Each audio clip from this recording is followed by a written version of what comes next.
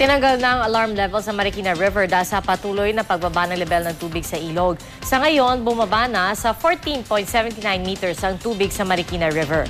Balita hatid ni Bam Alegre. Mas kalmado ng araw ang ilog ngayon. Lumabas na ang mga kalsada sa riverbanks na nilamon ng mala-flash flood na ragasan ng tubig mula sa ilog kahapon ng madaling araw. Pero sumambulat naman ang mga putik na naiwan. Humupa na rin ang tubig baha sa ilang bahay. Kaya nagsibalikan na ang maraming evacuee para simulang linisin ang kanilang mga bahay para magsimulang mamuhay muli ng normal. Pero ang marami sa kanila nasa evacuation center pa rin katulad dito sa H. Bautista Elementary School sa Barangay Tumana. Ang karamihan sa mga lumigas dito, naperwisyo ng tubig baha. Pero yung tubig na ginagamit nila para sa pang-araw-araw na pamumuhay, pinagkakasya lang nila hanggang sa maubos ang tubig sa truck na ito.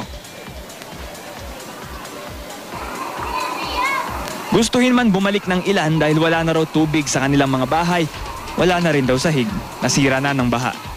Naiintindihan raw nila na marami silang evacuee kaya nagtsatsaga sila kahit hindi makakain ng 3 beses sa isang araw.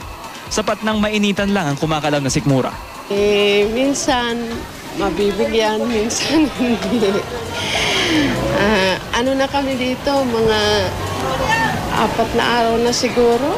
Pagkain ngayon dahil gutom na mga tao dito. Dahil sa sobrang tagal ng bahan pumupas, talagang sagad na sa pila ng mga tao dito. Kaya nagkakagulo dahil sa pagkain. Bam Alegre, GMA News.